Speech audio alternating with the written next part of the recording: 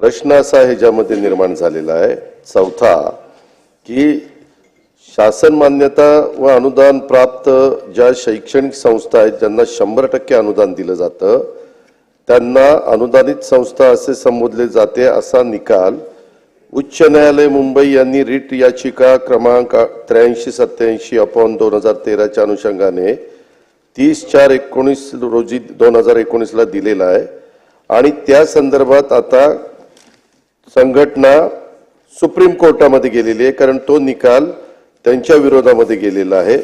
त्याच्यामुळे आता हे प्रकरण न्यायप्रविष्ट आहे। सर्वोच्च न्यायालयामध्ये त्यांनी आव्हान दिलेलं आहे। ते प्रकरण न्यायप्रविष्ट असल्यावर एकतर निकाल हायकोर्टाचा लागलेला आहे तो सरकारच्या बाजूने लागलेला आहे। दुसरा आता त्यांनी अपील केलेलं आहे। अपील करण्याचा अधिकार त्यांना साहजिकच आहे। त्याच्यामुळे त्यांनी सुप्रीम कोर्टामध्ये अपील केलेलं आहे।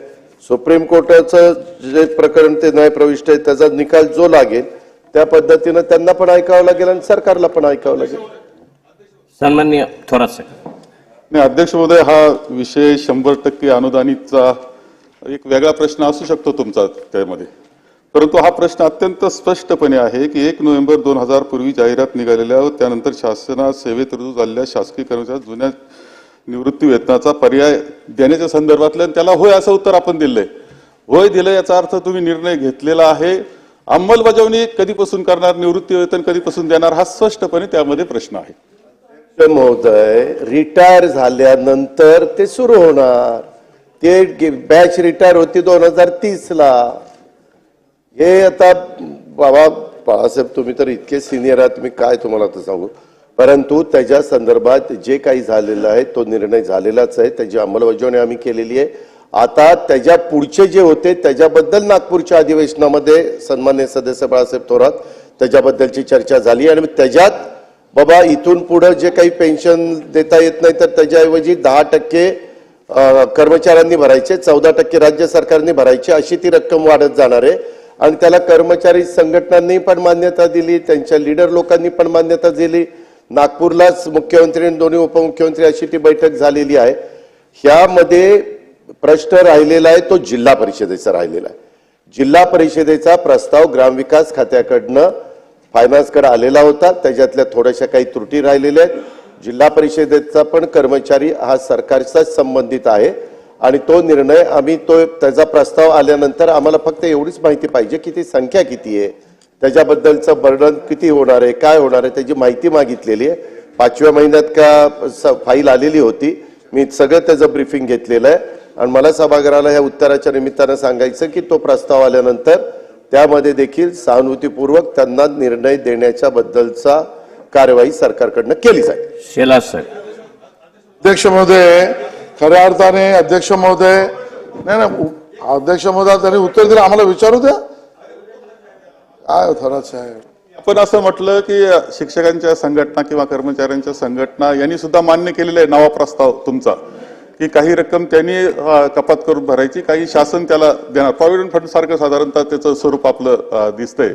अध्यक्ष महोदय, हे असताना आजही सर्व संघटनांचा आग्रह आहे की जुन्या पद्धतीचं निवृत्ती वेतन द्यावं म्हणून भेटतायत, ते आग्रह धरतायत। अध्यक्ष महोदय, याचा अर्थ सर्वांनी संमतीनं झालं असं चित्र दिसत नाही। या बाबतीत आपण काय खुलासा करणार? अध्यक्ष महोदय, मधल्या काळामध्ये देश पातळीवर हा निर्णय झालेला होता, त्यावेळेस मंत्रिमंडळामध्ये हे पण आमच्या बरोबर होते, त्यांनी पण त्याला मान्यता दिली होती। सिनियर मंत्री होते बाळासाहेब थोरात साहेब, कारण हा निर्णय झाला त्यावेळेस ह्या राज्याचे मुख्यमंत्री सन्माननीय विलासराव देशमुख साहेब होते। डॉक्टर मनमोहन सिंग पंतप्रधान असताना जे अर्थतज्ञ म्हणून ओळखले जातात, ज्यांना ह्याच्या संदर्भातला गाढा अभ्यास आहे, त्यांनी सगळा अभ्यास केल्यानंतर त्यांच्या लक्षात आलं की हे पुढं असंच चालू जर ठेवलं तर पुढं कधीतरी परिस्थिती अशी निर्माण होईल की त्यावेळेसच्या राज्यकर्त्यांना फक्त पगार आणि पेन्शन एवढंच द्यावं लागेल, बाकी काही देता येणार नाही। म्हणून सगळ्या राज्यांनी तशा प्रकारचा निर्णय घेतला, केंद्राने पण निर्णय घेतला। मधल्या काळामध्ये केंद्र सरकार विचार करतंय, आम्ही पण घेतलेल्या निर्णयाच्या बद्दलची केंद्र सरकारने माहिती मागितलेली आहे। मला हेही गोष्ट सभागृहाला सांगायची की सरकार या बाबतीत सकारात्मक आहे, कारण रिटायर झालेला राज्य सरकारचा किंवा निमशासकीयचा जो काही कर्मचारी अधिकारी आहे त्याचं कुटुंब त्याचं पुढचं आयुष्य नीट राहण्याच्या करता त्याला पेन्शन मिळालं पाहिजे, त्याबद्दल दुमत नाही। परंतु ते पेन्शन मिळत असताना कसं द्यायचं, काय द्यायचं ह्याच्याबद्दलची 3 लोकांची कमिटी सुबोध कुमार, बक्षी आणि श्रीवास्तव हे सन्माननीय रिटायर झालेले जे काही अधिकारी आहेत, चांगले अधिकारी होते, त्यांनी प्रशासनात चांगलं काम केलं. याबद्दलची त्यांना फार चांगली माहिती प्लॅनिंगची, फायनान्सची आहे. अशांची ती कमिटी केलेली होती. खूप काही त्यांनी वेगवेगळ्या संघटनांशी चर्चा केली आणि ती चर्चा करून मग तशा पद्धतीचा प्रपोजल पुढे आलेला आहे आणि त्याच्याबद्दल आम्ही त्याला मान्यता दिली. कारण मागं मुख्यमंत्र्यांनी सांगितलेलं होतं की नागपूरचं अधिवेशन संपायच्या आत त्याबद्दलचा निर्णय राज्य सरकार घेईल आणि राज्य सरकारने तो निर्णय घेतला आणि तशा पद्धतीनं जाहीर केलेला आहे. आता प्रश्न जो राहिलेला आहे तो कोर्टामध्ये जी काही मॅटर गेलेली आहे, सन्माननीय सदस्य बाळासाहेब थोरात साहेबांना मला सांगायचंय तेवढ्या पुरतं आता कोर्टाने तर हायकोर्टाने, मुंबई हायकोर्टाने निर्णय दिलाय. आता सुप्रीम कोर्टात गेला. आता सुप्रीम कोर्ट जे निर्णय देईल ते त्यांनाही ऐकावं लागेल आणि आम्हालाही ऐकावं लागेल. त्याच्याबद्दल कोणाचं आमचं दुमत असण्याचं कारण नाहीच आहे. पण नंतर तो 10% आणि 14% अध्यक्ष महोदय, त्याच्या पगाराच्या 10% आणि आमचे 14%, आमच्या म्हणजे सरकारचे, अशी ती रक्कम वाढत वाढत वाढत तो रिटायर होईपर्यंत मोठी रक्कम मिळणार आहे.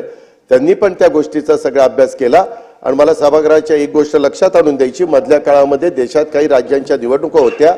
काहींनी स्वतःच्या जाहीरनाम्यामध्ये लिहिलं की बाबा आम्ही सरकार आलं की सुरू करणार पेन्शन. अध्यक्ष महोदय, पेन्शन सुरू होणार आहे ते 2030 पासून सुरू होणार आहे. त्याच्यामध्ये आम्ही पण त्यांच्याकडनं माहिती मागवली, तुम्ही कसं पेन्शन सुरू करणार, काय सुरू करणार. अजूनही त्या वेगवेगळ्या राज्य सरकारनी तशा पद्धतीनं माहिती आम्हाला दिलेली नाही. त्यांनी सांगून मात्र मोकळे झालेले, ती वस्तुस्थिती आहे.